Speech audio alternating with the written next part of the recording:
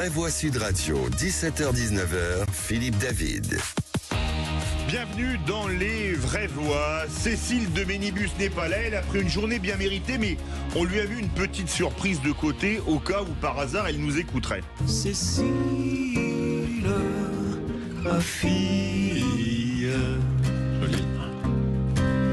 et te voilà, et me voici. Est-ce que vous reconnaissez les deux voix qui ont chanté, qui chantent? C'est Yvan Cuijous et il y a Francis Cabrel aussi, non? Absolument, voilà un homme qui a l'oreille musicale. Bravo. Puisque c'est la Sainte Cécile aujourd'hui, on souhaite une très bonne fête à Cécile de bien Ménibus. sûr. Bonne fête, Cécile. Et Bonne fête, la taulière. C'est déjà fait, hein, je vous le signale. Ah oui, c'est vrai. Et la Vous m'avez deuxième voix, tutoyé, c'est j'étais qui? extrêmement choqué. Francis Cabrel. Ah tiens, Oui. Ouais. Vous l'aimez à mourir? Oui, je l'aime bien, J'aime beaucoup leur reprise de Nougaro. Très C'est jolie. vrai, magnifique, Ah bon, absolument vraiment? magnifique. Et on embrasse également Yvan Cuijous. Ah, il est très bon, Bien Yvan. évidemment. Il est très bon. musicos. C'est une voix, 6 cordes, le titre de l'album dans lequel est cette chanson. Allez, au sommaire, le grand débat du jour. Haïti convoque l'ambassadeur français après les propos polémiques d'Emmanuel Macron hier. Je cite, ils sont complètement cons, c'est ce qu'a lancé le président face à un passant qu'il interpellait à Rio à propos de la situation en Haïti. Emmanuel Macron dénonçait le limogeage du premier ministre haïtien en pleine crise sécuritaire, humanitaire et dans ce pays des Caraïbes. Alors parlons vrai, est-ce que cette nouvelle saillie verbale vous surprend? Est-ce pour vous délibéré ou accidentel? Et à cette question complètement con, l'ambassadeur de France en Haïti convoqué, Macron fait-il mal à l'image de la France? Vous dites oui à 98%. Vous voulez réagir? Le 0826 300 300. Notre invité du jour sera Franz-Olivier Gisbert, journaliste et écrivain, auteur de la trilogie Histoire intime de la 5e République, publiée chez Gallimard. À 18h40, le coup de projecteur des vraies voix. Après The Guardian au Royaume-Uni, Ouest France puis Sud-Ouest, c'est désormais Greenpeace qui suspend toute activité sur X, anciennement Twitter. L'ONG dénonce un algorithme faisant la part belle aux contenus climato-sceptiques et extrémistes. Ouest France dénonce le manque de régulation et de modération sur le réseau social. Il justifie cette décision par son attachement aux valeurs démocratiques, au débat apaisé, à la lutte contre la désinformation et le harcèlement. Alors parlons vrai, est-ce que ces départs vous surprennent? Est-ce que cela ne s'explique pas par l'orientation politique de ces médias ou d'autres personnes qui quittent X? Et à cette question, Ouest France, Sud-Ouest, Greenpeace, comprenez-vous ceux qui quittent X? Vous dites non à 78%. Vous voulez réagir? Encore et toujours, le 0826 300 300. Et maintenant, nos éditorialistes du jour. Les vraies voix Sud Radio. Philippe Billiger, resplendissant, rutilant. Rutilant. Bien sûr. Avec une belle chemise rose qui ne fait qu'accentuer encore sa virilité mais et sa prestance. Vous Absolument. voulez dire que j'éblouis, mon cher Mais Michael? c'est exactement Si ce que je seulement dis. ça pouvait être le cas durant 2 heures. Excuse-moi, lui, c'est pas Michael, c'est Michael. C'est pas Jackson, c'est Sadoun. Mais non, mais Corleone. précisément, je pense beaucoup au parrain. Ah Il oui. est formidable, Michael. Ah, c'est ça. Vous Michael l'avez Corleone, c'est ça? Donc, je suis Al Pacino. Le gars qui est génial dans le film. Vous voulez Ouais, qu'on vous laisse bien tranquille sûr. tous les deux? Vous l'avez entendu, Michael Sadoun, moi je dis Michael, vous Mais permettez. bien sûr, Vous êtes permettez-vous. franchouillard. Chroniqueur et consultant, ça va Michael? Ça va très bien, et vous? Très bien, et vous Super. l'avez entendu, Tom Conan, artiste et Bonsoir. essayiste. Bonsoir Tom. Vous avez l'air en forme vous Je aussi. suis plutôt en forme, vous m'avez réveillé. Rien que le fait de vous voir, de rentrer dans le studio, ça m'a complètement émoustillé. Alors, artiste dans le titre, c'est quand même la classe, je trouve. T'as vu, c'est bien, hein Ah, non, C'est mais un je peu vais- usurpé, mais je le vais y conserve. songer quand même. Il a dit, vous avez dit artiste ou essayiste. Et essayiste. Et Ah, essayez. ouais. Et vous savez, je sens, Michael, que vous auriez voulu être un artiste pour pouvoir faire votre numéro. Exactement. Quand l'avion Quand se pose sur la piste à Rotterdam ou ou à Rio. Exactement. Merci. On passe ensemble, Mickaël. J'ai la Allez. blouse du businessman, c'est vrai. Ou du consultant. Parfait, vous êtes un peu le berger de cette émission. Oui, exactement. Allez, notre auditeur du jour, direction Anthony, dans les Hauts-de-Seine. Bonsoir Hervé. Bonsoir. Bienvenue dans Les Vraies Voix. Alors vous, c'est pas un coup de gueule, c'est un coup de cœur que vous allez nous faire. Et je suis sûr que Les Vraies Voix vont l'apprécier, eux, qui ont elles qui ont toutes, même si c'est que des hommes, c'est au féminin, Les Vraies Voix, une très fine plume et qui ont écrit des livres. Oui, ça tombe bien. Écoutez, non, un coup de cœur pour une grande partie des librairies et des libraires qui font des efforts pour vendre des livres. Donc, ce qui serait bien, c'est qu'ils vendent tous les livres, quelle que soit leur orientation idéologique. Ce serait un bon point. Mais il y en a beaucoup qui le font. Et moi, j'ai été étonné de voir. Alors, pour un livre, alors vous avez Gisberg et puis vous avez aussi De Villiers, etc., qui vendent par dizaines de milliers des livres en ce moment et qui sont aidés bien sûr par les libraires. Donc ça c'est encourageant parce que ça veut dire que les Français s'intéressent à la lecture même s'ils passent pas sur le service public. Philippe Bilger, vous aussi vous les aimez les libraires? Mais oui, alors, ils vendent tout en fait. J'aime les libraires, je n'y vais plus trop, mais je comprends que des libraires, parce qu'ils n'aiment pas tel ou tel livre ou tel et tel auteur, ne le vendent pas. Ça ne me choque pas. Alors que l'absence de pluralisme ailleurs me tape profondément sur les nerfs. Ouais, je pense que déjà, ce serait pas forcément les livres que je conseillerais personnellement, mais bon, chacun son truc. Mais effectivement, un livre, c'est quand même un média. Hein. Faut jamais l'oublier. Donc, il y a jamais de neutralité. Moi, j'ai jamais cru à la question de la neutralité axiologique, comme on dit en sociologie. Donc oui, il y a des gens qui mettent en avant certains livres, plutôt de gauche, plutôt de droite, souverainistes, libéraux, ce que vous voulez. Et c'est très bien. Ce qui est important, c'est qu'il y a effectivement une diversité des libraires. Et je crois que c'est vraiment le cas. Il y a même un grand dynamisme du secteur en France, vous le savez. Mickaël Sadoun. Moi, je suis un homme de ma génération dans le très mauvais sens du terme, puisque je lis trop peu. Je considère que je lis trop peu. J'ai lu une partie de la trilogie de Gisbert que j'ai trouvé très intéressante. Extraordinaire, qui sera avec nous tout à l'heure d'ailleurs. Super intéressante. Mais je lis trop peu et c'est évidemment très dommage. Je veux pas faire l'intello, mais je trouve même qu'il y a une vertu à la longueur du livre. Le fait de traîner dans un livre invite à la réflexion, au temps, à la nuance. On parlera tout à l'heure des réseaux sociaux. Je pense qu'une bonne manière de se préserver des excès de ces réseaux sociaux ne sont pas de les interdire ou de s'en retirer, mais peut-être de lire des choses plus longues à côté qui invitent à un peu plus de nuance. Vous qui êtes très philosophe, je vous verrais bien écrire un livre, La vertu de la longueur. Ça vous irait très bien, Mickaël Exactement, Sadoun. mais bien sûr, de tous les points de vue. Mais à tous les points de vue, cher ami. Mais en fait, Mickaël, on dirait presque quand il parle qu'il lit beaucoup. C'est le tour de force. C'est très gentil, ça fait plaisir. Merci beaucoup Hervé, vous restez avec nous puisque vous êtes notre vraie voix du jour. Est-ce que vous avez préparé le qui c'est qui l'a dit ? Bah écoutez, moi j'attends, mais j'ai toujours des difficultés à être rapide et voilà, c'est ça mon problème. Écoutez, il faudra lire le prochain livre de Mickaël. Exactement, comment ne pas être rapide. Dans quelques instants, le réquisitoire du procureur. À quel sujet allez-vous requérir, monsieur le procureur ? Je vais parler de Jordan Bardella. Bardella. Eh bien écoutez, on attend ce réquisitoire avec impatience.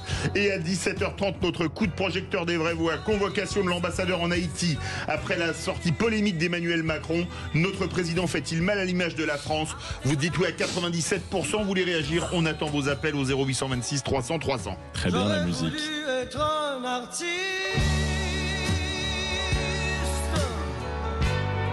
pour pouvoir faire mon numéro. Sud Radio. Sud Radio. Parlons vrai. Parlons vrai. Sud Radio. Parlons vrai. Roche-Beaubois, Vraie Voix Sud Radio, 17h-19h, Philippe David. Retour des vraies voix avec ce soir dans ce studio Philippe Bilger, Tom Conan, Mickaël Sadoun et c'est l'heure du réquisitoire du procureur. Les Vraies Voix Sud Radio, le réquisitoire du procureur. Philippe Bilger. Et vous voulez faire un réquisitoire de politique fiction sur Jordan Bardella s'il n'était pas celui qu'il est aujourd'hui? En effet, mon cher Philippe, parfaite présentation de votre part. Il y a une sorte de microclimat ce soir. Mais sérieusement, j'écoute beaucoup Jordan Bardella ces derniers temps. Je vais commencer à lire son livre ce soir parce que je termine de manière un peu douloureuse celui d'Elisabeth Borne. Alors permettez-moi de vous couper. Ce soir, ça il faut en parler, France-Argentine de rugby aussi, et ce sera en direct sur Sud Radio, bien évidemment. Allez. Vous osez mélanger des appétences comme ça un peu vulgaires, sportives, avec un réquisitoire qui s'annonçait brillant. Mais il va l'être quand même. Sérieusement, et donc je suis frappé de voir, quand il est interviewé, on peut tout à fait critiquer le projet de Jordan Bardella, même avec pugnacité. Ce qui me frappe, c'est de la part de beaucoup de journalistes, c'est de la condescendance, voire du mépris à l'égard de ce jeune homme. Et en effet, je m'interrogeais sur le registre de la politique fiction. J'imaginais Jordan Bardella ayant rigoureusement la même origine, ayant fait le même parcours, mais ayant tiré de son enfance et de sa jeunesse des leçons le conduisant à la gauche et à l'extrême gauche. Je suis sûr qu'on le porterait. Oui, mais ça me scandalise. Oui, mais alors justement, en fait, la réponse est dans ta remarque. En fait, il s'est engagé justement dans un parti qui n'est pas n'importe quel parti. Qui a son histoire, qui est quand même un parti considéré comme étant d'extrême droite. On peut après disserter sur le sujet pendant des heures, mais c'est pour cette raison même qu'effectivement, il ne peut pas être jugé de manière complètement neutre, comme s'il était dans un parti républicain, ou même un parti ordinaire. À supposer même que ce soit un parti républicain, je rentre même pas là-dedans, mais c'est pas un parti ordinaire sur le spectre politique. Mais je suis absolument en désaccord avec vous, mon cher Tom, mais comme c'est Mickaël qui va intervenir, je me tais. Non, mais moi je suis assez d'accord. Il y a évidemment une orientation politique des médias. On l'a dit 1000 et 100 fois sur ce plateau. Mais il y a quand même des faiblesses effectives de Jordan Bardella, je trouve. Évidemment, il traîne l'histoire d'un parti qui a un passé difficile, et je trouve qu'il a un peu de mal à s'en dépêtrer et à clarifier, je dirais, sa position vis-à-vis de tout ça, quand on lui pose des questions sur Jean-Marie Le Pen ou sur l'histoire du Front National. Et puis la deuxième chose, c'est que à la lumière des débats qui l'ont opposé à Attal, que d'ailleurs tu adores, oui, pour je lequel continue à trouver qu'il a du talent, une certaine admiration, évidemment une certaine faiblesse théorique, je dirais quand même, qui est ressortie de Jordan Bardella, et qui a fait que son charisme est devenu une façade en fait. Et je pense que ça l'a fragilisé dans son personnage politique, donc il faut quand même qu'il fasse ses preuves sur d'autres plans. Mais vous croyez pas comme qu'il y a une chose importante, et je vais rebondir sur ce qu'a dit Philippe Bilger, on a beaucoup moins reproché Sa Francis qu'à François Mitterrand parce qu'il était à gauche, qu'on a représenté par exemple, qu'on a reproché à Alain Madelin d'avoir été à Occident dans sa jeunesse. Moi je pense aussi, parce que c'est pas vrai. C'est une évidence. Mais il y a un peu un anachronisme, c'est-à-dire que je pense qu'aujourd'hui, effectivement, Mitterrand serait une personnalité politique aujourd'hui, ça lui serait beaucoup plus reproché que naguère. Pas certain. Ah, je pense pas. Non, à mon avis, si, parce que c'était quand même bien avant les réseaux sociaux, c'était bien avant la libéralisation, Jean-Marie Le Pen était copieusement attaqué bien avant l'ère des réseaux sociaux. Je pense qu'il y a simplement un tropisme en France qui fait que la gauche, parce qu'elle lutte au nom d'idéaux qu'elle dit moraux, peut se permettre n'importe quoi. On ne peut pas non plus comparer Jean-Marie Le Pen et Mitterrand, quand bien même la question de la Francis. Non, je pense qu'on peut pas absolument pas dire ça. Il y a des aspects sombres. Il y a des aspects très sombres. Effectivement, je suis tout à fait d'accord dans le parcours. En effet, dans le début du parcours, en particulier de François Mitterrand, je suis tout à fait d'accord. En revanche, dans sa politique, la politique de Mitterrand n'a absolument pas été une politique d'extrême droite, ce qui est quand même le cas de Jean-Marie Le Pen. Valable lorsqu'il est revenu à droite, Mitterrand, à la fin de sa vie. Avec le tournant de la rigueur. Tout de suite, Félix Mathieu qui a des sueurs froides parce qu'on parlait de François Mitterrand. Les vraies voix Sud Radio. Bonsoir Félix. Bonsoir tout le monde. Avec 3 mots dans l'actu qui sont bataille, menace et mandat. La bataille entre FNSEA et coordination rurale se durcit. Des membres du 2e syndicat agricole, la CR, ont perturbé tout à l'heure un déplacement du président de la FNSEA, Arnaud Rousseau, dans le Lot-et-Garonne. Le Parlement ukrainien déserté tout à l'heure. Kiev redoute de nouvelles frappes russes. Cette fois sur le quartier gouvernemental. Vladimir Poutine se fait menaçant et accuse l'Occident de provoquer un conflit mondial. Et puis le mandat d'arrêt de la Cour pénale internationale contre Benyamin Netanyahou divise l'Europe. La France serait officiellement prête à l'appliquer quand au contraire, le Hongrois Viktor Orban invite le Premier ministre israélien pour lui marquer son soutien. Les vraies voix Sud Radio.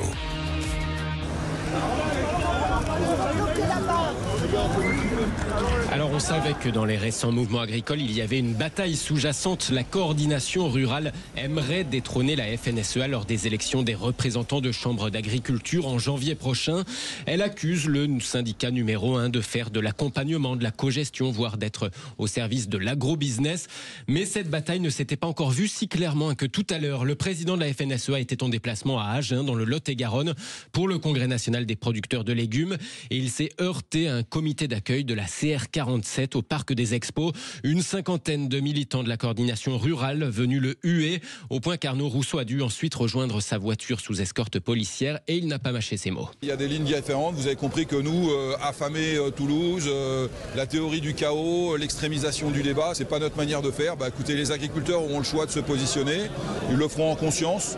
Moi, je crois pas que le problème, ça soit mon agriculteur riverain ou voisin qui n'aurait pas la même opinion que moi. Moi, je crois que le problème, c'est plutôt comment on se protège de concurrence déloyale, comment on est capable de défendre le prix de nos produits, comment on est capable de continuer à produire des volumes avec, encore une fois, de l'eau, des moyens de production, des phytos, des semences, comment on maîtrise nos charges, comment on a des politiques publiques qui sont équitablement réparties, comment on explique aux consommateurs que s'il veut continuer à avoir une production française, il faut accepter d'en payer le prix. Et ça, c'est des vrais combats de fond. Et le reste, écoutez, c'est l'écume des jours. Le président de la FNSEA au micro AFP de Gladys Bonassi. Deuxième mot, menace. Vladimir Poutine hausse le ton et les députés ukrainiens désertent leur parlement. Après un nouveau tir russe de missiles balistiques vers son sol hier, le Parlement ukrainien a annulé sa séance tout à l'heure. Les autorités craignent de nouvelles frappes et en particulier sur le quartier gouvernemental de la capitale Kiev. Car après le feu vert à l'utilisation par les Ukrainiens de missiles longue portée de fabrication américaine ou britannique, eh bien le président russe Vladimir Poutine se fait menaçant. Je recommande aux élites dirigeantes des pays qui prévoient d'utiliser leur contingent militaire contre la Russie d'y réfléchir sérieusement. Comme nous l'avons souligné à plusieurs reprises, le conflit régional en Ukraine, provoqué par l'Occident, a pris les éléments d'un conflit à caractère mondial. C'est donc l'allocution de Vladimir Poutine hier soir. Provoqué par l'Occident, tout de même. Qu'est-ce qu'il ne faut pas entendre? Hier soir, au Vrai Voix, quelqu'un disait que tout ça fait partie de la comédie diplomatique. Je n'y crois pas une seconde. Moi, j'ai vraiment peur de Poutine et de ce qu'il peut faire. Vous avez peur, vous, d'un conflit nucléaire, Michael Sadoun ? Non, personnellement, je n'y crois pas. J'ai l'impression que Poutine est un homme extrêmement rationnel. Il est brutal, il est injuste. Son agression de l'Ukraine est une agression, mais je ne pense pas qu'il se lancerait dans un conflit ouvert avec l'Occident. D'abord parce qu'il peine suffisamment à en finir avec son adversaire, son ennemi ukrainien. Depuis bientôt 3 ans. Qui n'est pas non plus une grande force militaire et qui a fait preuve d'un courage immense dans cette guerre. Donc je ne suis pas sûr qu'il se lancerait dans ça. Du côté des Occidentaux, il faut voir aussi. Alors évidemment, Poutine y va de sa propre volonté en appelant les Nord-Coréens, en mobilisant des forces lui-même et il est lui-même dans une stratégie d'intensification de la guerre. Mais de l'autre côté, du côté des Européens et des Américains, du côté de l'OTAN, on a le sentiment quand même que, en attendant que Donald Trump arrive et siffle la fin de la récréation, il s'en donne à cœur joie pour monter un petit peu dans l'escalade, je dirais, ce qui à mon avis est une très mauvaise chose. Voilà. Ouais, rationnel, ça se discute. Il ne s'agit pas de mettre en cause la santé mentale de l'intéressé, mais ça a souvent été l'agression. Oui, non, mais c'est pas le sujet. Mais enfin bon, l'agression quand même qui a constitué l'invasion de l'Ukraine était parfaitement insensée, irrationnelle, déraisonnable, folle, tout ce qu'on peut trouver comme qualificatif adéquat. Donc non, je pense absolument pas qu'il faille éviter de redouter une escalade de la violence. Ça peut tout à fait se passer. Troisième mot, mandat, avec les réactions très diverses à ce mandat d'arrêt de la Cour pénale internationale contre le Premier ministre israélien. 124 États membres de la CPI, c'est en théorie autant de pays où Benjamin Netanyahou ne peut plus se rendre sans risquer d'y être arrêté. La France, à l'image de la diplomatie européenne, dit qu'elle appliquerait ces mandats d'arrêt pour crimes de guerre et crimes contre l'humanité si le cas se présentait. Position radicalement différente des États-Unis qui, de toute façon, n'ont jamais ratifié le traité fondateur de la Cour. Même au sein de l'Union européenne, la Hongrie de Viktor Orban adresse une invitation à Benjamin Netanyahou pour lui marquer son soutien. En France, le député LR des Hauts-de-Seine, Philippe Juvin, est très critique sur cette idée d'envisager une arrestation du chef du gouvernement israélien. Entendons-nous, ce qui se passe à Gaza est épouvantable et vous savez, moi je suis un des seuls hommes politiques qui a exercé dans des pays en guerre. J'étais en Ukraine, j'ai fait des accouchements dans des caves, donc je sais ce que c'est les bombardements et ce qui arrive aux enfants de Gaza est épouvantable. Toutefois, la décision de la CPI, c'est une décision qui n'est pas une décision juridique, c'est une décision politique. Les institutions internationales brillent par leur anti-israélisme primaire.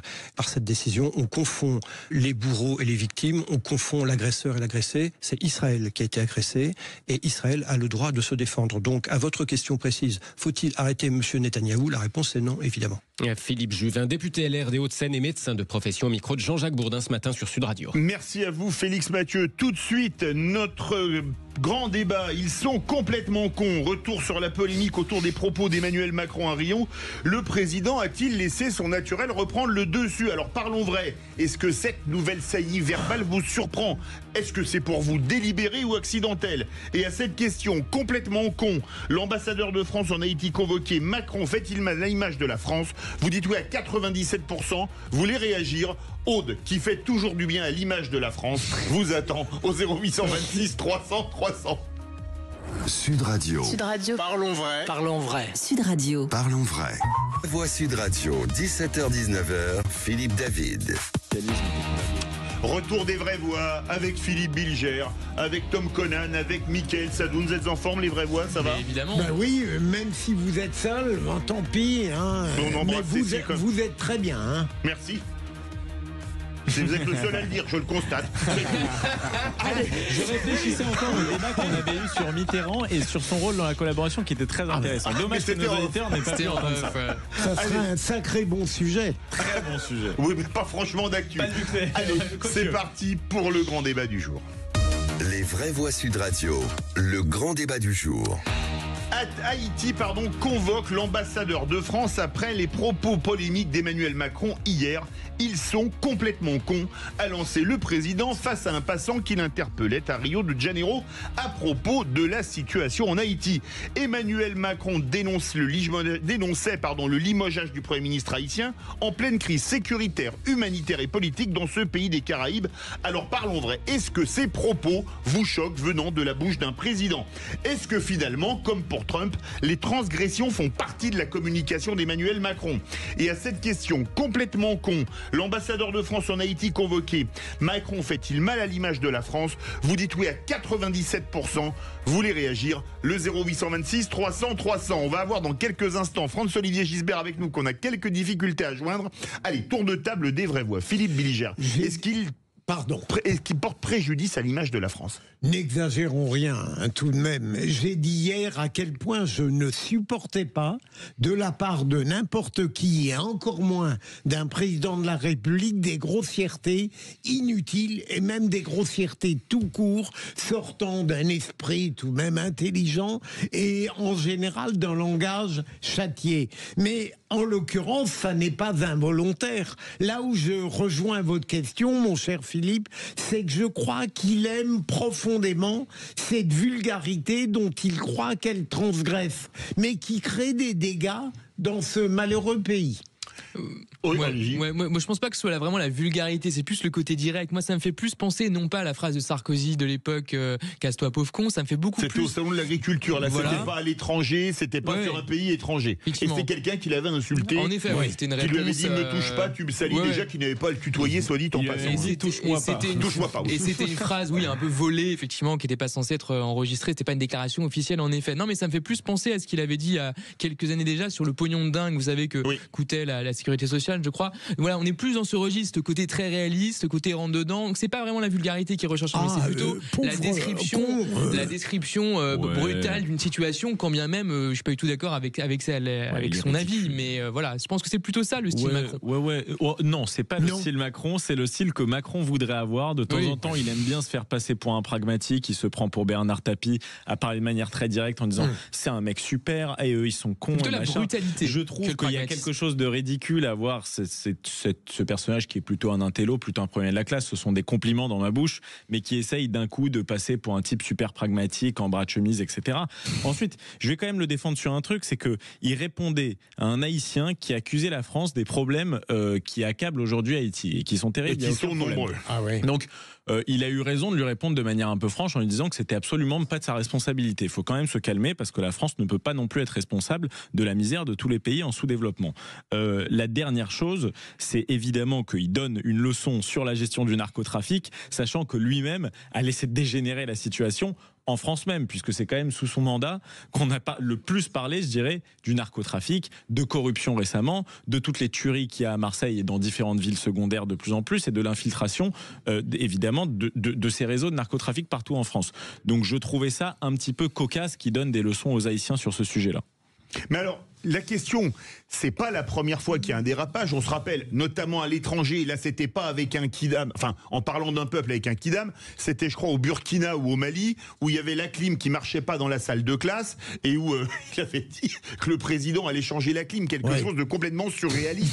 Et est-ce que quelque part, ça pose pas un peu problème? Mais justement, je distinguerais, et c'est là où je ne suis pas totalement d'accord avec Tom, le président, il a 3 niveaux de discours. Il a peut-être même 4. Il a le discours officiel, où il est trop lent, où il est pompeux, il est empesé. Et ensuite, il a le discours naturel dans la communication médiatique. Là, je le trouve très bon dans le processus explicatif. Et ensuite, il y a la phrase un peu familière, voire brutale. Et puis, je dirais, il y a le con sur lequel on réfléchit. Là, j'estime que c'est de la vulgarité, qu'un président ne doit pas dire ça. Après, bon, est-ce qu'il n'y a pas non plus une exagération médiatique autogénérée? Parce que on essaie peut-être recherché d'ailleurs par lui pour exister, j'en sais rien, pour déclencher quelque chose. Mais bon, les médias fabriquent, on est quand même bien placé pour le savoir, fabriquent aussi des petites polémiques à partir de phrases qui n'ont pas quand même un immense intérêt. Je suis d'accord. À mon sens. Il l'a dit. Même si ça a déclenché un vrai problème. Et aujourd'hui, excusez-moi, tout le monde sait qu'on peut être filmé à n'importe quel moment. On n'est pas non plus obligé d'en donner le procès autant de l'époque d'importance que d'Emmanuel Macron. Voilà, c'est plus ça. Tu vois. Alors, une question qui se pose quand même, est-ce que, là, je sais pas si on peut parler de vulgarité, de roue libre, de ce que vous voulez, c'est pas finalement la marque de fabrique de plus en plus d'hommes politiques? Rappelez-vous Trump, qui a qualifié Kamala Harris, je cite, de vice-présidente de... Vous voyez ce que je veux dire? Emmanuel Macron qui dit que les Haïtiens sont complètement cons. Oui. Est-ce que ça fait pas partie du côté transgressif? Alors moi, je pense, au-delà de la transgression, il y a un truc que je trouve un peu problématique. Je l'avais remarqué il y a des années, par exemple, sur Laurent Wauquiez. Laurent Wauquiez, qui est un mec très brillant, qui est normalien, énarque, agrégé d'histoire, je sais plus trop. Donc, qui est un type quand même qui a une tête bien faite, a priori. Le plus brillant de sa génération. Même si je partage à peu près 0% de ses options politiques. Mais voilà, faut reconnaître ça.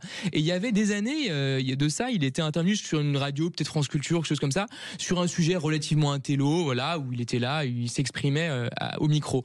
Et en réalité, on voyait bien qu'il descendait de 4 niveaux pour se mettre au niveau d'on ne sait qui, d'une espèce d'électeur médian, d'électeur moyen, supposément pour satisfaire le plus grand nombre. Je trouve ça totalement absurde. Parce que les hommes politiques, il ne faut pas insulter l'intelligence et a fortiori sa propre intelligence. Non, mais je suis pas d'accord, parce que les hommes politiques s'adaptent à une époque qui elle-même est en déclin intellectuel. Le meilleur moyen de remédier à ça, je dirais, c'est d'éduquer les gens. Mais je comprends que les hommes politiques aient envie de se faire aimer, et pour se faire aimer dans une époque de vulgarité, de brutalité, il faut être soi-même un peu vulgaire et brutal. Ah non, Michael, je crois absolument. Je crois absolument l'inverse. Le grand drame de la classe politique d'aujourd'hui, la plupart du temps, c'est qu'elle croit se rapprocher du citoyen et du peuple en ayant une vision de celui-ci caricaturale. Je suis d'accord. Plus la classe politique se tient bien, et surtout, Michael, plus le peuple la respecte. Je constate que les hommes politiques qui essaient de se comporter impeccablement, mais je pense à quelqu'un comme Laurent Wauquiez, qui ne fait jamais, qui ne donne pas dans ce genre d'excès,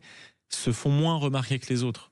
Le buzz sert à quelque chose. Je suis désolé de le constater, mais c'est obligatoire aujourd'hui de faire le buzz pour être au centre de l'attention médiatique. Vous pensez qu'il faut faire le buzz aujourd'hui, que ça fait partie du jeu à l'ère des réseaux sociaux et du numérique?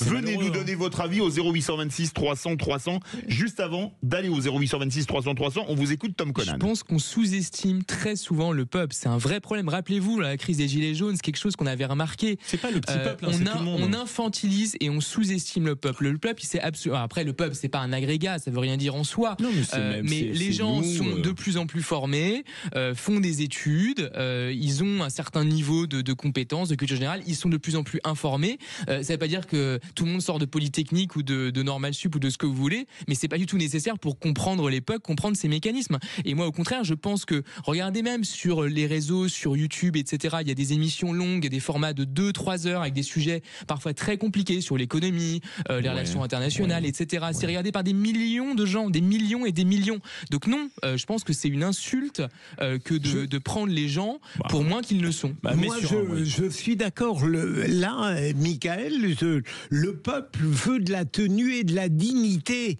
Évidemment, il donne l'impression qu'il ne les souhaite pas parce que beaucoup de politiques croient se rapprocher de lui en adoptant des attitudes relâchées sur le plan du verbe, de l'apparence, de la tenue. Prenons l'exemple de ces politiques qui ont cru devenir jeunes parce que tout à coup, à certaines émissions politiques, ils ne mettaient plus de cravate. En réalité, ils sont en train de perdre leur crédit. Non, mais je peux être d'accord, mais mettez sur un plateau télé quelqu'un qui a le sens de la nuance, fait des longues prises de parole, développe son propos, appréhende la complexité des choses, et mettez en face quelqu'un qui est dans le genre « Oh, mais vous nous embêtez, on sait très bien comment ça se passe, et pragmatiquement, il faut faire comme ça et comme ça », eh ben moi, je pense que c'est la deuxième personne qui gagne. Parce que l'époque veut ça. On part au 0800... Alors que vous êtes une parfaite synthèse des deux. J'essaye. On part au 0826 300 300. Bonsoir Hervé. Bon, rebonsoir. Rebonsoir. Vous êtes prof d'histoire à la retraite en plus. Alors qu'est-ce que vous en pensez? Est-ce que ça fait mal à l'image de la France? À mon avis, oui, bien sûr. Mais si vous voulez, je pense que c'est voulu de la part de Macron, parce qu'il pense qu'avec la parole, il peut changer le monde. Ce en quoi il se trompe. D'autre part, nous, ce qu'on attend en tant que citoyen, si vous voulez, c'est pas quelqu'un qui parle. On l'a déjà dit 50 fois. C'est quelqu'un qui agit. C'est quelqu'un, je crois que c'est Michael Sadoun sur votre plateau, qui a fait la remarque très juste qu'il est incapable de traiter des problèmes de sécurité. Il va en parler à Haïti. Donc c'est quand même assez malvenu. Vous comprenez? Moi, je pense qu'on devrait plus parler, non pas de la forme, mais du fond. C'est-à-dire qu'en fait, il ne parle pas de sa politique, il ne fait pas de politique dans ce sens-là. Et donc, c'est profondément décevant et on en paye le prix aujourd'hui. Mais est-ce que vous croyez, en tant que prof d'histoire à la retraite, vous devez bien connaître l'histoire, que c'est... Je vais me faire l'avocat du diable, que c'est peut-être l'époque de réseaux sociaux, de buzz. On parlait du buzz qui veut ça, parce que personne n'aurait imaginé. Je prends même pas le général de Gaulle ou Georges Pompidou, Valéry Giscard d'Estaing, mais même Sarkozy, qui pouvait parfois être épidermique, je pense qu'il aurait jamais dit les Haïtiens ou les Guatémaltèques sont complètement cons. Est-ce que c'est pas finalement l'époque actuelle qui veut un peu ça, comme Trump qui fait quand même des buzz sur Kamala Harris ou voilà. Oui, c'est vrai, mais en même temps, je crois que il est déconnecté d'un certain nombre de réalités et que d'abord il ne connaît pas l'histoire, il ne sait pas ce que c'est qu'un homme d'État et donc il pense maîtriser la situation, il ne la maîtrise pas. C'est-à-dire que moi je pense que en tant que professeur d'histoire, le futur sera très dur avec lui sur ce qu'il a véritablement fait, ce qu'il a laissé. Et donc on va ressortir aussi toutes ces phrases. Parce que en fait, ça montre un profond mépris du peuple et le peuple. Enfin, en plus, il faudrait définir ce que c'est que le peuple. Mais les gens n'attendent pas, si vous voulez, d'un président de la République uniquement des phrases et uniquement de la vulgarité. C'est ce qui a été dit sur votre plateau. C'est quand même très vulgaire et c'est pas très malin diplomatiquement. Je suis pas Hervé. D'abord, heureusement, il n'a pas tenu que des propos vulgaires, mais je crois qu'une grande différence entre Nicolas Sarkozy, qui ne brillait pas par l'élégance objectivement, je pense à certaines attitudes qu'il a eues par exemple devant le pape. J'adore vos euphémismes. Mais Emmanuel Macron, c'est que jamais Nicolas Sarkozy n'aurait parlé de la sorte d'un autre pays. Il se maîtrisait sur ce plan.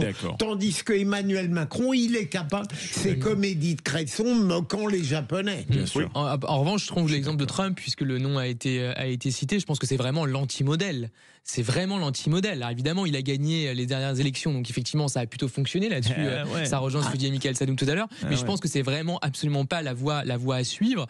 Il me semble que ce qui est quand même bon, en tout cas positif, bénéfique pour une société, c'est d'avoir quelqu'un qui augmente. L'autorité, c'est auctoritas, donc c'est celui qui augmente, de la même manière qu'un professeur en sait plus généralement que ses élèves, ce qui lui permet justement d'avoir une certaine autorité, donc d'être respecté par ses élèves et donc de pouvoir effectuer son travail correctement. Je pense après la même chose chose pour un homme politique. C'est plutôt bien lorsqu'une personne a tendance à parler un peu mieux, à en connaître un peu plus que la moyenne, et justement ce qui lui permet d'avoir justement l'autorité nécessaire pour avoir les rênes du pays demain. Je suis un peu moins optimiste que Tom sur l'époque. Mais je voudrais vous poser une question à tous, parce que c'est le réquisitoire du procureur. Vous avez dit que, bon, Trump, c'était pas bien, mais grosso modo, je pense que Macron, est aussi transgressif que Trump, mais que lui, on lui passe tout, alors que Trump, on lui passe rien. Macron n'est pas transgressif. Pour moi, la transgression, je le redis, c'est d'aller contre le sens de son époque. Je redis que le sens de l'époque, c'est d'aller vers la vulgarité, vers l'outrance, vers ce côté un peu direct.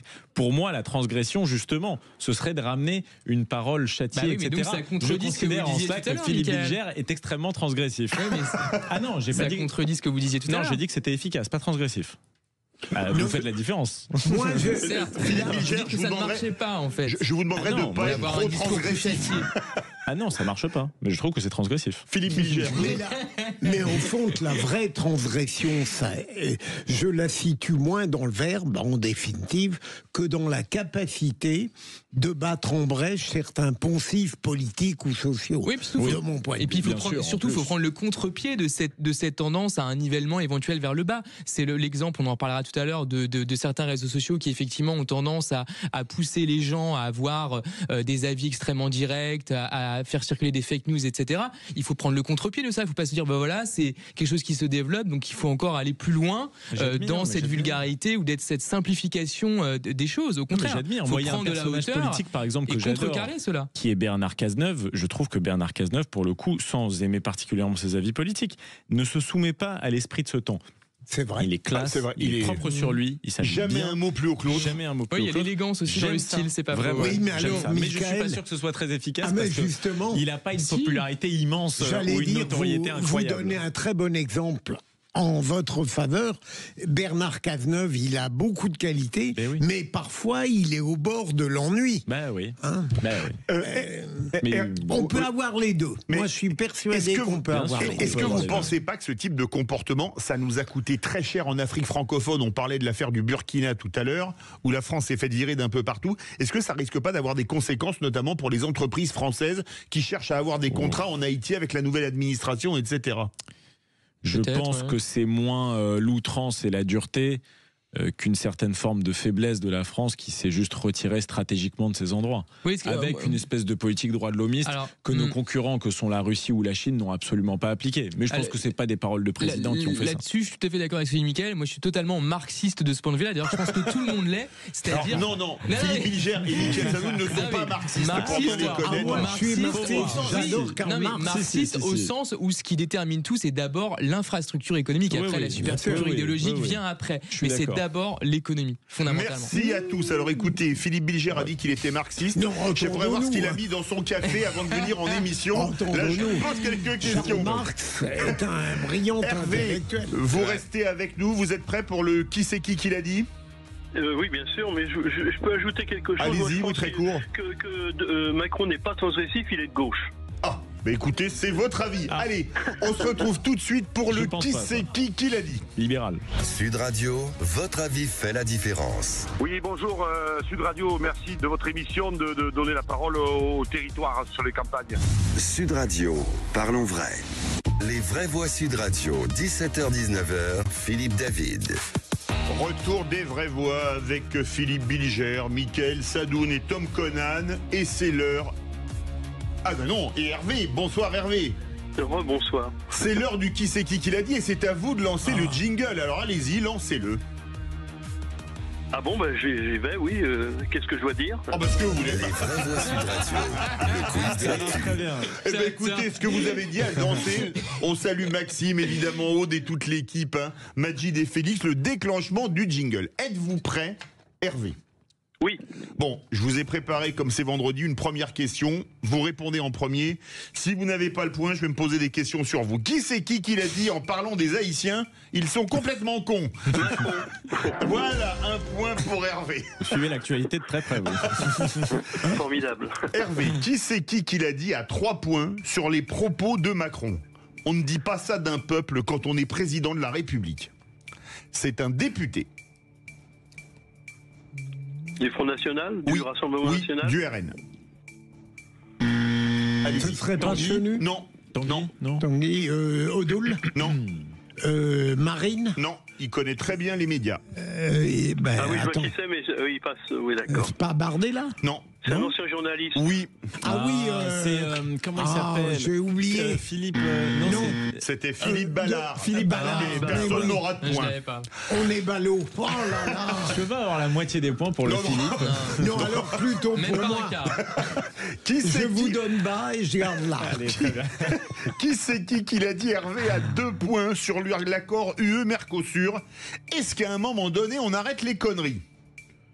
C'est à la mode en ce moment, le Oui, mot con, conneries. absolument. Alors, c'est un sénateur, Hervé, qui a c'est été pas candidat à la Larcher, c'est pas- présidentielle, non? Larcher, non, bah non. Non, candidat à la présidentielle. Brossard Non. Ah non, il n'a pas été candidat à la présidentielle. Ah oui, pardon, je suis désolé. Un sénateur candidat à la présidentielle. C'est pas le Basque, là, non? Non. Bah, Larcher, Non. du coup. Non. Alors là. Eh bien, écoutez, d'accord. c'était Yannick Jadot, sénateur Ah, écologiste. Ah oui, oula. Et candidat à la dernière oui. présidentielle. J'avais Ouh là là, oublié. les vrais J'avais mots, vous êtes oublié. pas en forme aujourd'hui. oublié. Allez, Il faudrait pas que Hervé gagne avec un point quand même. Ça taille derrière. Ça taille dans le studio. Allez, on se réveille. qui c'est qui l'a dit à 2 points, Hervé? Alors, ce n'est pas un homme politique. Sur l'accord UE-Mercosur encore, 20% des salariés français travaillent pour l'exportation. Si demain matin on dit qu'on n'exporte plus, c'est un leader de syndicat. C'est le. Attendez. De la CGT? Non. Non. Ah, bah, je sais Pas pas. le même bord. C'est pas le gars intelligent qu'on a eu ici déjà. Bah, une fois. le gars intelligent Mais qu'on a c'est eu du- ici, on a c'est eu du beaucoup. MEDEF, Bah oui, bonne Bah réponse. oui. Comment il s'appelle? Martin. Martin. C'est Patrick Martin. Patrick Ah bah, Martin. c'est pour moi. Non, non, il a dit le patron du MEDEF. S'il y en a un, alors je ne ça laisse pas va. à personne. Mais c'est trop facile. attention. Non. Bah, Non. alors, dans ce cas-là, on peut se partager les Non, points. non. Sinon. Qui c'est qui l'a dit dans ce qui c'est qui l'a dit d'une grande pauvreté? Un point. partout. Hervé a 2 points. Les Français souhaitent de la stabilité, de la sérénité. Barnier. Bonne réponse d'Hervé qui marque 2 points. Qui c'est qui l'a dit à 3 points? Hervé. La motion de censure ne peut être votée que si les socialistes la votent. En fait, c'est les socialistes qui ont la clé. C'est un député qui a été président de groupe parlementaire mais qui ne l'est plus. Ah oui, c'est un type des Républicains. Non. C'est quoi la phrase? La motion de censure ne peut être votée que si les socialistes la votent. En fait, c'est les socialistes qui ont la clé. Hollande? Non. Non. Fort. Non.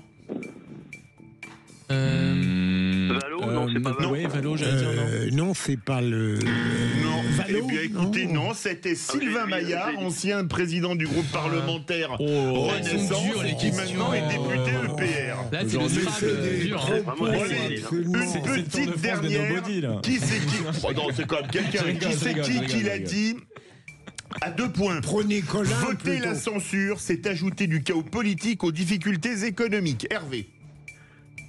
C'est une. Retailleau, non? Non, Darmanin? zut. c'est une présidente de région. Pécresse? Morançon. Bonne réponse, Pécresse. 2 points on pour sauve Tom l'honneur. Conan.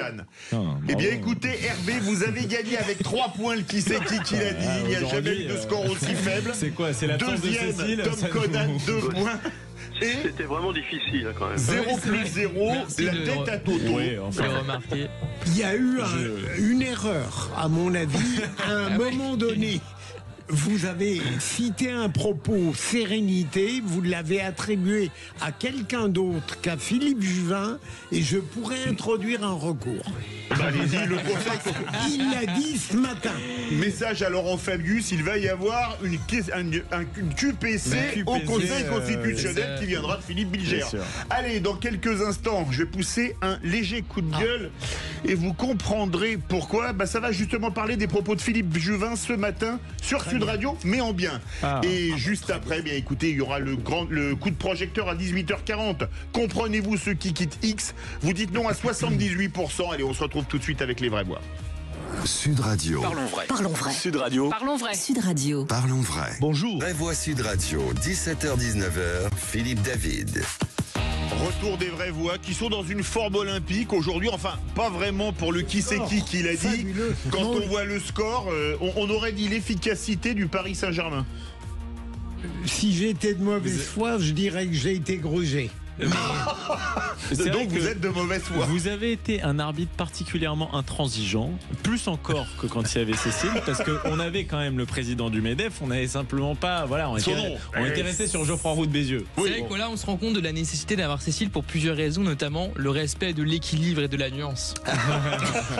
On l'embrasse Moi, d'ailleurs. ce serait un autre motif. Ah oui, lequel? Puisqu'on rappelle que c'est la Sainte-Cécile aujourd'hui à 18h40. Le coup de projecteur des vraies voix, Ouest France, Sud-Ouest, Greenpeace, comprenez-vous ceux qui quittent X, vous dites non à 77%. On attend vos réactions au 0826 300 300. Tiens, je vais vous faire écouter un morceau de chanson et vous allez comprendre pourquoi. Pourquoi ont-ils tué Jaurès? Jacques Brel. Et pourquoi cette chanson? Parce que C'est j'ai entendu. l'anniversaire de la mort de... Non, pas de la mort, c'est en 1914, Non. 31 juillet 14 Non, mais ans. le jour... Non, cela fera un siècle demain qu'il a été panthéonisé. Ah oui. Un siècle, c'était le 23 novembre 1924. Philippe Bilger, vous y étiez en compagnie d'Édouard Herriot, qui était président du Conseil, et de Gaston Doumer, qui était président de la République. Vous pouvez nous raconter brièvement? Vous voulez que je vous éclate? On a les photos, Tout de suite. Ça charrie. Hein. L'invention est relative. C'est ce qu'on appelle une balle perdue. Entre Rocco Siffredi et Jaurès. Allez, tout de suite le répondeur des vraies voix. Oui, bonjour. Thibaut, j'habite en Gironde. J'entends un petit peu les discours sur les dépenses excessives des précédents gouvernants et je suis un peu surpris parce que les premières personnes à rouspéter contre les dépenses et l'endettement sont les premières à avoir eu tous leur paye en France couvert pendant la Covid, ou entre autres les restaurateurs d'avoir été bien aidés par l'État. Donc c'est facile de pleurer sur les dépenses excessives, mais à l'époque ils n'ont pas râlé pour autant. Voilà, bonne soirée à tous. C'était le coup de projecteur des vraies voix hier soir. Est-ce que vous êtes d'accord avec Thibaut de Gironde qui dit on a été bien content de trouver l'argent qu'on nous a donné? Alors maintenant, c'est sûr qu'il y a le quoi qu'il en coûte à payer, mais on a été bien content d'avoir les aides il y a 5 ans. Oui, mais personne n'a vraiment discuté l'utilité du quoi qu'il en coûte. Alors ensuite, il y a eu le reste. Si vous l'avez discuté, Michael? Totalement. Moi, je considère qu'on a eu tort de fermer. Je considère qu'on a eu tort de fermer à ce point-là l'économie, ce qui nécessairement a nécessité de faire vivre l'économie sous perfusion et qui a entraîné une débauche d'argent public en un temps très limité et pour des dépenses qui n'étaient pas des dépenses d'investissement. C'est-à-dire qu'on ne finançait pas avec du matériel public, des investissements d'avenir, des innovations technologiques. On finançait simplement le fait qu'on arrêtait totalement l'économie. On l'a en plus moins bien fait que les autres pays, donc on s'est plus endetté qu'eux. Donc moi, je considérais que ce dispositif était mauvais, mais je rejoins totalement notre auditeur. Il y a des gens qui, à ce moment-là, étaient très contents de ça, qui ont pris les PGE, qui parfois n'en avaient même pas besoin. Il y a des chefs d'entreprise qui étaient dans des entreprises d'informatique avec des intérimaires, ils étaient en intercontrat, ils n'avaient pas besoin des PGE, ils en ont pris plus que de raison. Ils ont continué en télétravail. Et aujourd'hui, ils se permettent quand même de critiquer la débauche d'argent de l'État. Donc ça va 3 secondes. Et ce qui s'est passé aussi beaucoup à l'époque, moi je l'avais constaté, alors je sais pas quelle est la proportion, mais effectivement c'était des entreprises qui auraient pu rouvrir même en partie, mais qui n'étaient pas incitées à le faire parce qu'elles avaient des niveaux de chiffre d'affaires qui étaient assurés quoi qu'il en coûte d'une certaine façon, et du coup qui auraient pu rouvrir. Il y a parfois, moi je sais, des bars qui marchaient extrêmement bien, qui ne rouvraient pas, je ne comprenais pas alors que c'était possible juridiquement de le faire. En fait parce qu'il y avait toujours cette possibilité-là de fonctionner de cette manière-là. Donc là c'est totalement absurde, et surtout quand ça vient en fait payer des charges qui auraient pu être payées autrement par une activité économique ordinaire. Alors, dans quelques minutes, les tours de table des vraies voix. Philippe Bilger. Un ministre de Trump qui est éjecté, si vous m'autorisez ce mot. Tom Conan. Je parlerai de la petite polémique autour de Rima Hassan qui doit venir à Sciences Po, qui devait venir à Sciences Po aujourd'hui. Mickaël Sadoun. Je parle de Sandrine Rousseau qui se moque d'une ministre de Trump. Et moi, dans quelques instants, mon coup de gueule, ça va être une chanson des Beatles, Back in the USSR, mais en restant en France. Sympa. Restez bien avec nous dans les vraies voix. Sud Radio. Sud Radio. Parlons vrai. Parlons vrai. Sud Radio. Parlons vrai. Voix Sud Radio, 17h-19h, Philippe David. Retour des vraies voix, les débats continuent avec Philippe Bilger, Mickaël Sadoun, Tom Conan. Et tout de suite, c'est l'heure du coup de gueule. Les vraies voix Sud Radio. Patrick Devedjian à l'époque m'avait dit, tu sais, on a quand même la commune, le département et la région, ça fait vraiment beaucoup de strates. Eh bien 20 ans plus tard, on a rajouté les intercommunalités et les métropoles. Donc nous vivons dans un pays qui croule sous la charge administrative. Qu'est-ce qu'il faut supprimer alors ? Comme d'habitude, je vais remettre le clocher au milieu du village, ou plutôt un nombre infini de clochers sur un nombre infini d'échelons administratifs. Pourquoi ? Parce que comme l'a dit ce matin avec une justesse absolue le professeur Philippe Juvin, qui était l'invité de Jean-Jacques Bourdin sur Sud Radio, et alors que le « comment c'est qu'il va s'appeler le nouvel impôt », probablement inspiré du « qui c'est qui l'a dit » des vraies voix bat son plein, il fallait mettre les pieds dans le plat. En effet, et alors que tout le monde se plaint du millefeuille administratif, millefeuille tellement pléthorique qu'il mériterait d'être appelé 10 millefeuilles, on a enfin un homme politique qui rappelle le gloubi-boulga des différents échelons. Commune, intercommunalité, métropole, agglomération, département, région, État, Europe, strike. En France, 50 ans après le premier choc pétrolier, on n'a toujours pas de pétrole, mais on a toujours plus d'échelons administratifs. Alors pour montrer à quel point notre système est devenu délirant, je vais faire la comparaison avec feu l'URSS, pays ultra-libéral comme tout le monde le sait. L'URSS, c'était 22 millions et demi de kilomètres carrés, 45 fois la France, répartis sur 11 fuseaux horaires, de l'enclave de Kaliningrad sur la Baltique aux îles Diomède qui séparent l'Asie de l'Amérique, quand la France, hors territoire ultramarin, c'est un fuseau horaire. Eh bien, l'URSS avait pour échelon administratif la commune, au-dessus les oblasts, kraïs ou républiques autonomes, encore au-dessus les républiques soviétiques de Russie, d'Ukraine ou du Kazakhstan par exemple, et pour finir l'État à Moscou. Conclusion implacable, l'URSS était en termes de millefeuille administratif moins indigeste que notre millefeuille, gâteau pourtant bien de chez nous. Dans son livre Le modèle français, grandeur et décadence, publié en 1998, Jacques Le Sourne, l'ancien patron du Monde, avait écrit « Sur le plan économique, la France est une union soviétique qui a réussi. Quand est-ce qu'on baptise la République française la République socialiste soviétique de France ?» Philippe Bilger. C'est très drôle. Vous, je sais pas, par moment, vous avez du talent tout de même. C'est par moment très rare. Non, mais c'est très juste. En tout cas, ce qui est certain, c'est que pour moi, c'est la maladie française. C'est-à-dire qu'on croit que la complexité crée le progrès, crée la justice sociale, etc. Je pense que c'est exactement l'inverse.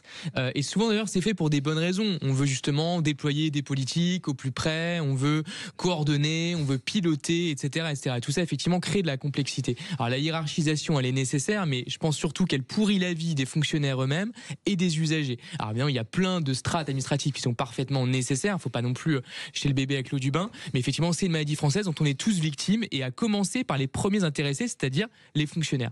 Mickaël Sadoun.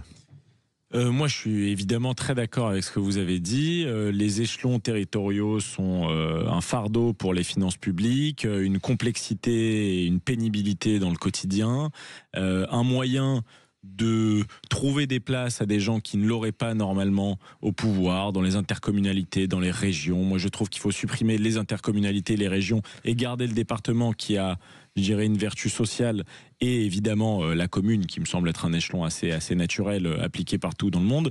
Voilà, je suis entièrement d'accord avec ce qui a été dit. Mais je dirais surtout qu'il ne faut pas mettre ça avec le discours anti-fonctionnaire. Je pense d'une certaine façon on devrait pouvoir dire il faut plus de fonctionnaires mais moins de strates administratives. C'est absolument pas contradictoire. Au contraire, ce serait de mettre plus de personnel au service des usagers plutôt qu'au service de la bureaucratie elle-même. Allez, l'info en plus avec Félix Mathieu. Les vraies voix Sud Radio. Et les Britanniques viennent d'apprendre le coup du sacre de Charles III et beaucoup ont avalé de travers. Oui, disons que s'il existe un équivalent anglais de contribuable associé, eh bien leur Benoît Perrin local a dû recracher sa bouchée de jelly.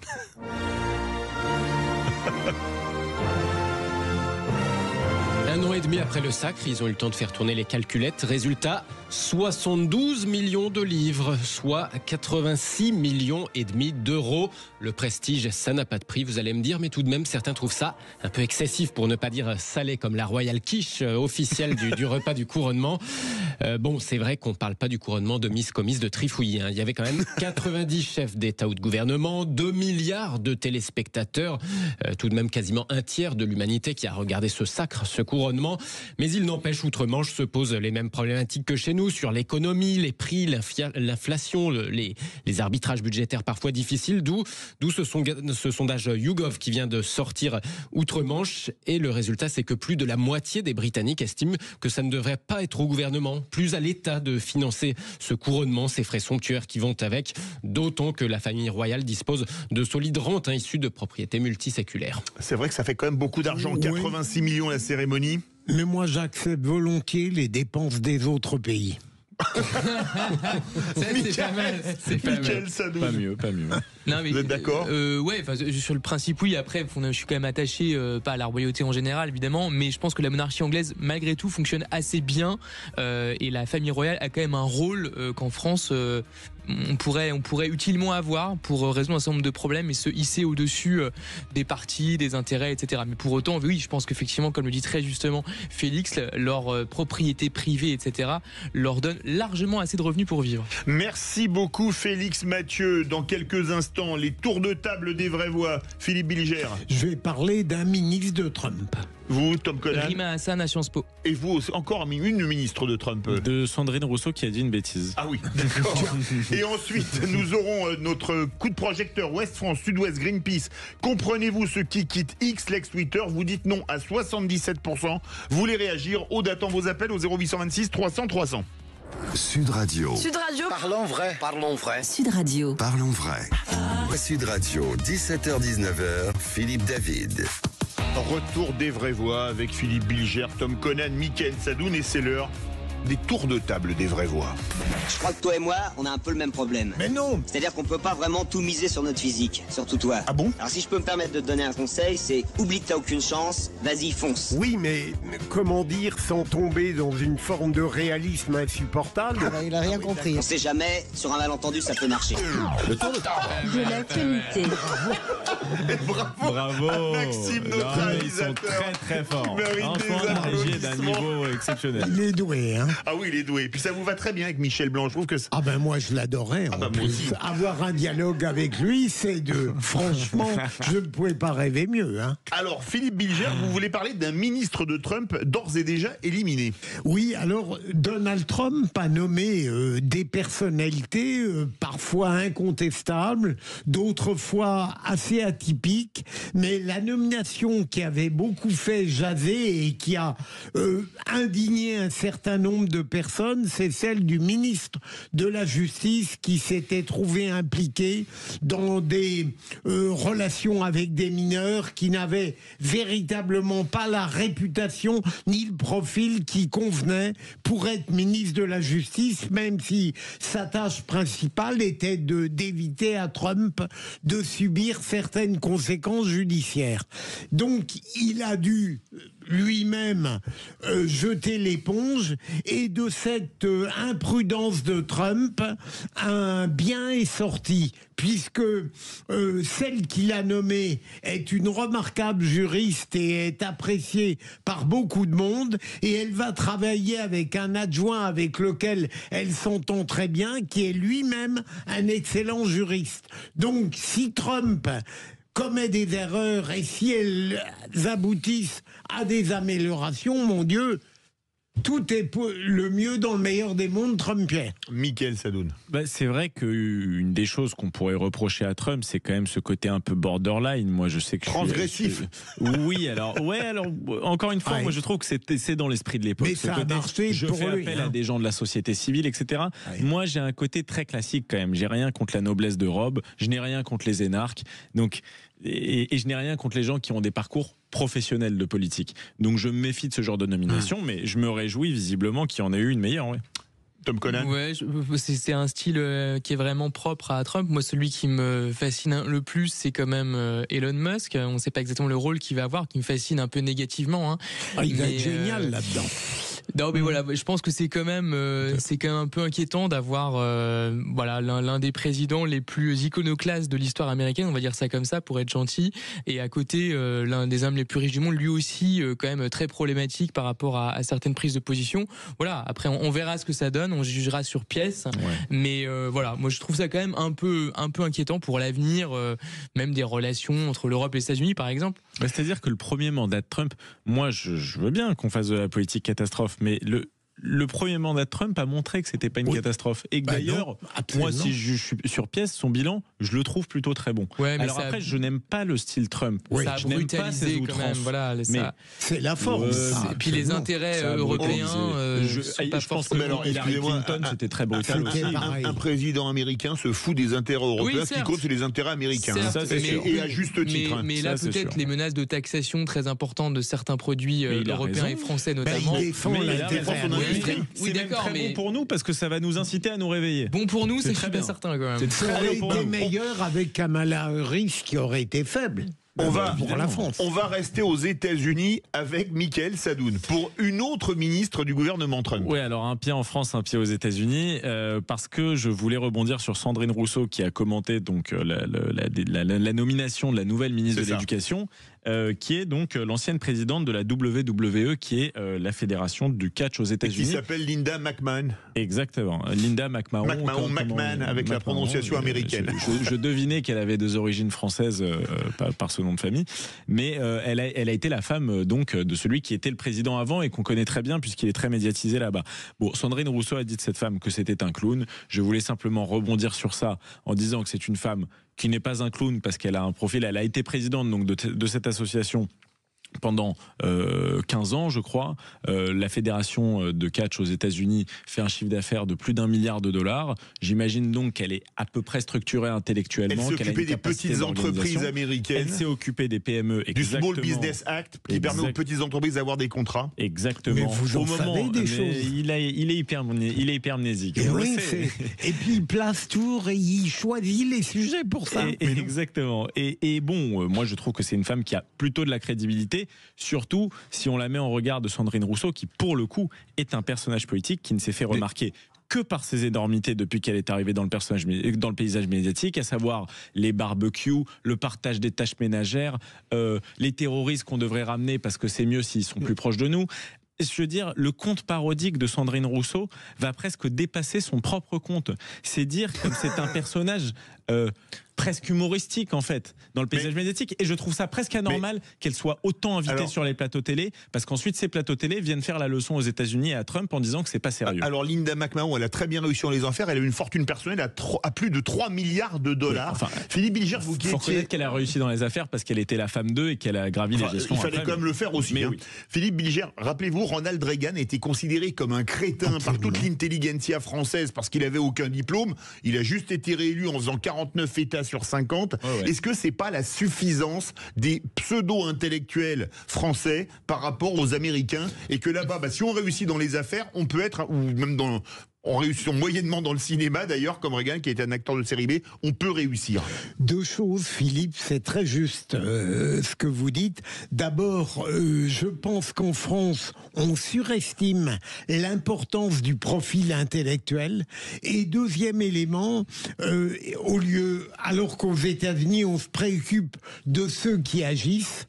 Et puis ma seconde argumentation, c'est le fait que, en réalité, elle est tellement importante que je viens de l'oublier à l'instant. La question n'est pas de dire si cette femme est un clown ou pas un clown, compétente ou pas compétente. Elle a des talents, sans doute. C'est pas le sujet. La question, c'est est-ce que ses compétences de future ministre de l'Éducation sont vraiment présentes, sont vraiment vérifiables par son parcours antérieur d'entrepreneuse ou de figure du catch américain. Je suis pas du tout sûr de ça. Nous, on a une ancienne joueuse de tennis aussi au ministère de l'Éducation. Actuellement, qui n'est pas non plus une grande référence. Et puis Gabriel Attal. Et puis vu les classements PISA depuis 30 ans, inutile de dire qu'on est mal placé pour donner des leçons à qui que ce soit. Moi je vois pas de profil type, mais ce que je veux dire c'est que c'est l'argent en tant que tel ne fait pas la compétence, et surtout l'idée de servir l'intérêt général, c'est pas exactement la même chose que l'idée de vouloir s'enrichir. C'est deux stratégies et deux talents différents. Ma deuxième idée, et je finis, c'est que Ronald Reagan savait déléguer. Ça, c'est vrai aussi. Allez, le tour de table de Tom Conan. Là, on revient purement franco-français. Voilà, alors effectivement, vous avez peut-être entendu parler de la petite polémique qu'il y a autour de la venue de Rima Hassan à Sciences Po Paris, qui était prévue aujourd'hui. Alors effectivement, c'était donc prévu à l'invitation d'une organisation qui s'appelle Student for Justice, si je me trompe pas. Et donc, ça a été annulé, enfin en tout cas, ça a été interdit par Sciences Po avant la tenue de l'événement pour risque de trouble à l'ordre public. C'est effectivement des motifs qui parfois peuvent justifier ce type d'interdiction dans des cas assez spécifiques. Et évidemment, ça a été contesté et le tribunal effectivement administratif a considéré que c'était abusif d'une certaine façon et a estimé que donc la décision de Sciences Po n'était pas justifiée et a demandé donc à l'école de permettre concrètement la tenue de l'événement, encore une fois, qui avait lieu ce soir. Et rebondissement, si j'ose dire, donc Sciences Po a fait passer un communiqué il y a quelques minutes disant qu'elle faisait appel de cette décision et que donc il n'y aura pas, je cite, de conférence de Rima Hassan à Sciences Po ce vendredi 22 novembre. Et elle considère que, en tout cas selon la direction, la liberté d'expression est pleinement assurée à Sciences Po. Elle ne saurait se traduire par un droit à y causer des troubles. Voilà, donc je ne sais pas trop quoi en penser. En tout cas, il y a une vraie polémique autour de la venue de Rima Hassan à Sciences Po. Moi, je ne sais pas si je pense bien, mais à un certain moment, c'était la direction Sciences Po qui était problématique, qui suscitait de l'inquiétude. Et quand la direction de Sciences Po a une attitude cohérente, c'est le juge des référés administratifs qui sous-estime la gravité des troubles et des dangers qui seraient nécessairement advenus avec cette conférence. Mais vous m'apprenez qu'ils ont fait appel comme... Après, je précise que la conférence était quand même intitulée « Perspectives humanitaires, juridiques et géopolitiques sur un embargo sur les armes à Israël ». Bon, voilà, donc je reconnais que ça peut peut-être prêter à polémique, mais en tant que tel, c'est pas une polémique. Non, mais voilà. Mickaël Sadoun. Vu le niveau de ses tweets, je lui prête pas l'intelligence de tenir une telle conférence sur ce sujet-là.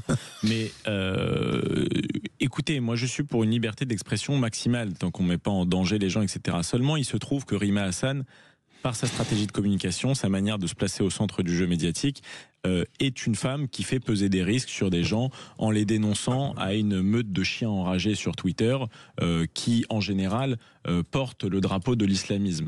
Donc, je n'ai pas de sympathie pour elle. Je considère qu'elle est une ennemie déclarée de la République et de la France. Et je trouve ça très bien que Sciences Po l'ait interdite. Mélenchon, oui, il incarne une tendance politique. Il a un parcours politique qui montre qu'il n'est pas un ennemi déclaré de la République. En tout cas, voilà, je considère qu'il est dans le paysage politique acceptable. Rima Hassan, c'est non. Voilà. Allez, tout de suite, le coup de projecteur des vraies voix. Retour sur la vague de départ de X, ex-Twitter, Greenpeace, Ouest France et d'autres dénoncent un réseau favorisant désinformation et contenus extrémistes. X est-il devenu ingérable? Et parlons vrai, est-ce que ces départs vous surprennent ou est-ce qu'ils ne s'expliquent pas par l'orientation politique de ces médias ou des personnes qui quittent X? Et à cette question, Ouest France, Sud-Ouest, Greenpeace, comprenez-vous ceux qui quittent X? Vous dites non à 78%. Vous voulez réagir? Le 0826 300 300. Sud Radio, votre attention est notre plus belle récompense. Ça donne beaucoup de bien aux gens, rien que de vous écouter à la radio régulièrement. C'est très agréable, c'est rare. Bon, ben écoutez, vous voulez me rendre ému, je le suis un peu. Sud Radio, parlons vrai. Voix Sud Radio, 17h-19h, Philippe David. Retour des vraies voix avec Philippe Bilger, Mickaël Sadoun et Tom Conan. C'est l'heure du coup de projecteur des vraies voix.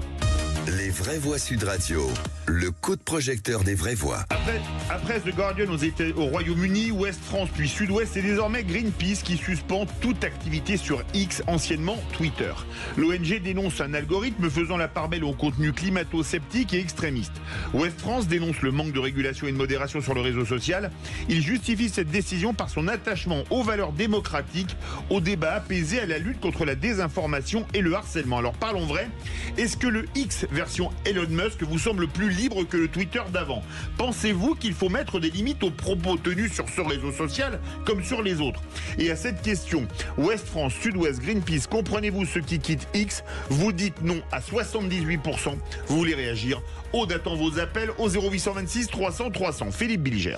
Alors, parmi ceux qui quittent X, il y en a certains qui ne sont pas naturellement accordés avec ce que je devine comme philosophie, le terme est un peu pompeux, comme attitude collective sur X.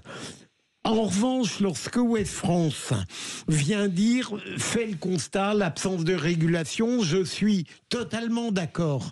Mais là où je me sépare, en toute immodestie, d'Ouest France, qui est un excellent journal, c'est que précisément, à cause de cela, il faut rester sur X. C'est-à-dire que, à tort ou à raison, je considère qu'une politique de présence qui ferait que nous tenterions d'insuffler un esprit civilisé dans ces échanges serait plutôt une bonne chose que de fuir à chaque fois que quelque chose nous indigne.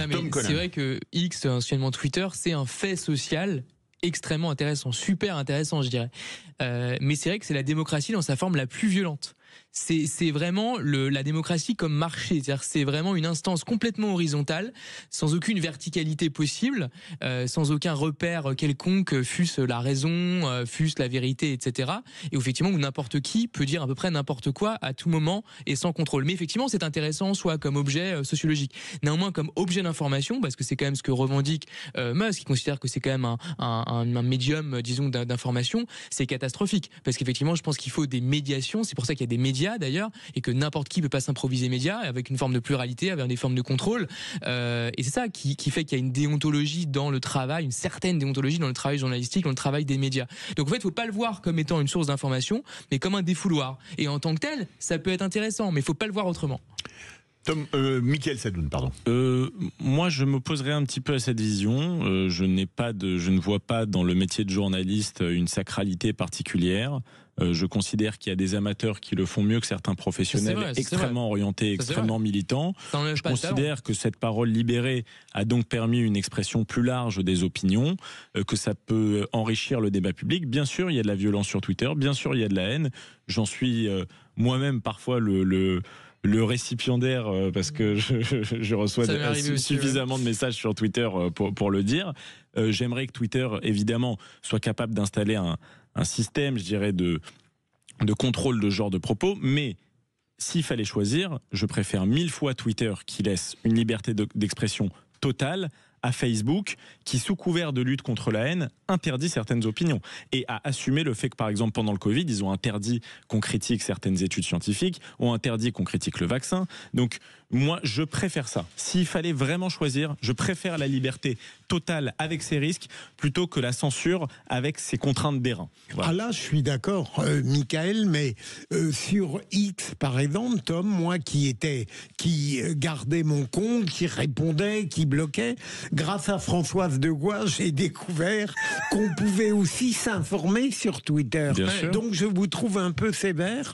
On peut même aller voir la presse étrangère, tout ça, c'est très intéressant. Donc ça permet aussi de s'informer et puis éventuellement après de réagir devant certaines érutations, affirmations, parfois des choses qui sont stimulantes. Après, c'est toujours le problème des algorithmes, hein. C'est le cas également de TikTok ou d'autres réseaux. C'est-à-dire une fois qu'on a vu quelque chose, je sais pas, climato-sceptique, conspirationniste sur je ne sais quel sujet, on n'a pas marché sur la Lune, ce genre de conneries, on va être abreuvé sans arrêt. Donc effectivement, c'est en ce sens que c'est un outil qui peut être stupide ou rendre stupide, plus exactement, parce que l'outil en lui-même, il ne fait rien. Mais effectivement, il vous renforce dans des opinions qui sont parfois des opinions complètement contestables, qui sont même pas des opinions d'ailleurs, qui sont des fausses informations. Donc ça, effectivement, c'est problématique. Néanmoins, là où je trouve que c'est extrêmement utile, rappelez-vous, c'est dans des cas, moi c'est vraiment comme ça que j'utilisais Twitter, dans des cas terribles, il y a un attentat, il y a quelque chose qui se passe de très grave, etc. On le sait à la minute. On le sait tout de suite et on sait qu'il y a des sources au plus près de l'événement. Je réagis quand même sur le terme de climato-scepticisme, mais on peut en mettre d'autres dans le lot, parce que Greenpeace dit qu'il quitte le réseau précisément parce qu'il y a des opinions climato-sceptiques qui y circulent. On a envie de dire raison de plus pour rester et pour donner vos arguments, parce que c'est juste un acte de lâcheté. Deuxième chose, c'est qu'il y a une manière quand même de faire la morale et de penser qu'ils détiennent la science ou une vérité absolue qui m'insupporte, surtout venant de Greenpeace qui pendant des années a dit pique-pendre sur le nucléaire, mais des bêtises monumentales que tous les scientifiques ont contredit. Et je considère qu'ils n'ont aucune leçon à donner sur après, la fabrication de la vérité ou de la fake news dont ils ont largement été un vecteur. C'est pas une instance, c'est pas une instance officielle, je veux dire, mais en tant que telle, je pense que c'est pas la question de la lâcheté du tout. Mais c'est une posture malsaine par rapport au débat. C'est pas la question de la lâcheté. Ce que dit par exemple un économiste comme Frédéric Lordon, que j'aime beaucoup, il dit justement, si vous mettez des gens qui ont des opinions totalement antagoniques l'un face à l'autre, ça n'apporte rien. Ça apporte du brouhaha. Ça dépend. Moi, je trouve que souvent ça n'apporte rien parce que écoute l'autre. Oui, mais s'il y a de la mauvaise foi et si c'est des opinions qui sont paroxystiques et qui sont vraiment dans les oppositions polaires, honnêtement, ça n'apporte rien. Le polarisme, c'est bien, mais il faut juste pas l'invective. De dire quelqu'un c'est noir, non, ce n'est pas noir, c'est rouge, non, ce n'est pas rouge. Honnêtement, ensuite on laisse les gens décider. Au bout de 2 heures, vous avez rien appris. Il vaut mieux avoir. Tout dépend s'il argumente, c'est-à-dire évidemment, contrairement à ce que vous dites, Tom, j'ai l'impression, tout en étant aux antipodes, je l'espère, de ce type de contradiction péremptoire et sommaire, qu'on est presque obligé, lorsqu'on n'est pas d'accord, de forcer le trait, soit pour, soit contre. Après, on se débrouille. Il y a une qualité d'argumentation qui conduit le citoyen plutôt vers une pente que vers une autre. Mais la mauvaise foi empêche le débat, c'est ce que je veux dire. Si quelqu'un réfute que 2 et 2 font 4, il y a un problème. Il n'y a pas de débat possible. Excusez-moi. Vous voyez, c'est ça que je veux dire. Oui, allez-y. Oui, mais par exemple, c'est quoi l'exemple politique qui vous vient en tête sur les gens qui contestent que 2 et 2 font 4 ? Là, par exemple, on parlait du climat. Vous parlez sur le climato-scepticisme. Ceux qui vont dire que, par exemple, le réchauffement climatique n'existe pas, que ce n'est pas un fait scientifique. Qu'est-ce que vous voulez dire contre ça ? Je pense qu'il n'y a pas grand monde qui dit ça. Par contre, il y en a qui contestent la cause anthropique, ou en tout cas, l'ampleur, disons, de l'action humaine dans tout ça. C'est la même chose. C'est pas la même chose. C'est presque la même chose, puisqu'il s'agit de nier que. Alors là, c'est de la mauvaise foi de dire que c'est la même chose. Pour moi, c'est la même chose, puisqu'en fait, ce que je veux dire par là, quand on parle de climato-sceptique, on parle pas de gens qui contestent cette réalité écologique, mais effectivement, gens qui contestent le fait qu'il y aurait une origine humaine. C'est ce point précis. Mais moi, tant qu'il y a des arguments, ça me va. Oui, mais si les gens contestent le fait qu'il y ait une origine humaine et qu'on est sans arrêt là-dessus en train de dire oui, mais est-ce qu'il y a une origine humaine ou pas ? Mais c'est comme la question où on a marché sur la Lune. C'est pareil. Si vous dites oui, mais on n'a pas vraiment marché sur la Lune, mais on n'en sort pas. Et au bout de 15 jours, un an de débat, on sera toujours là-dessus. Chacun est susceptible après de ne pas regarder ce genre de débat. Philippe Bilger. On n'a pas marché sur la Lune, là nous avons un fait. Tandis que le climato-scepticisme, mon Dieu... C'est un fait aussi. Un ensemble de faits, exactement. Non, c'est une théorie, c'est une causalité. Le dérèglement climatique, c'est pas une théorie. Ça n'est pas une vérité absolue. Non, on parle de la cause anthropique. Ne confonds pas les deux, c'est très important. Parce que dans un cas, on est dans l'observation de quelque chose qui se fait avec des instruments de mesure. Je fais assez de philosophie des sciences pour distinguer les deux. Donc c'est l'établissement d'un fait. De l'autre côté, on est dans une théorie qui se sert de l'induction, de la déduction. Ça peut être très scientifique. Et moi, personnellement, j'y crois. Puisque je pense que l'effet de serre est une chose centrale dans la compréhension des choses. Mais je ne le mets absolument pas dans la même catégorie. Le lien entre activité humaine et dérèglement climatique, vous êtes d'accord sur ça au moins ? Et moi, bien sûr que je suis d'accord, voilà, mais je veux que les gens puissent le contester. Je veux que les gens puissent le contester parce que ça n'est pas une vérité absolue. Moi, j'y crois, mais ça n'est pas une vérité absolue. Je le refuse de le penser. C'est pas une vérité absolue, mais c'est une vérité scientifique établie. Non, absolue peut-être pas, mais une vérité scientifique en l'état des connaissances actuelles.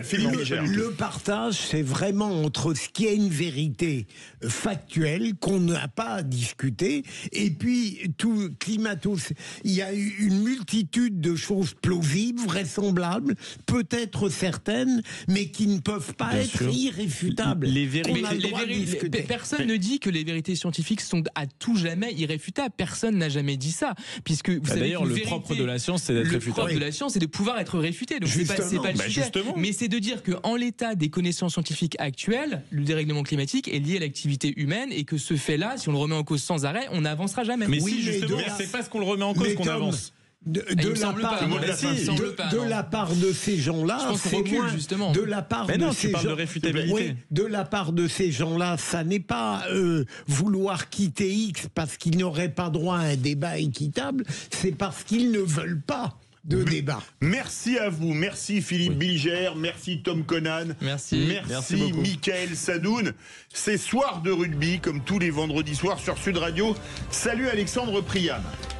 Salut les vrais voix. Alors c'est un soir un peu particulier quand même. France-Argentine ce soir, Philippe David. N'aurais-tu pas oublié quand même? J'ai pas oublié. Alors ça rappelle des bons et des mauvais souvenirs, l'Argentine. Moi, la Coupe du Monde 2007, les 2 matchs contre l'Argentine, c'est pas des bons souvenirs. Hein. Oui, alors tu vis un peu dans le passé quand même, Philippe. 2007, ça remonte un petit peu quand même.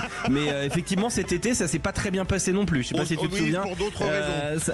Ça n'a pas été effectivement une grande tournée en Argentine sur bien des aspects. Mais en tout cas, l'équipe de France a retrouvé le bonheur de jouer au Stade de France.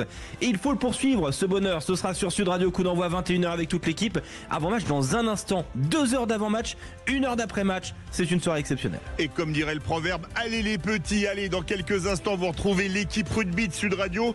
Mais tout de suite, les incontournables de la gestion de copropriété. On vous retrouve lundi 17h avec Cécile de Ménibus et les vraies voix. Bien dans mon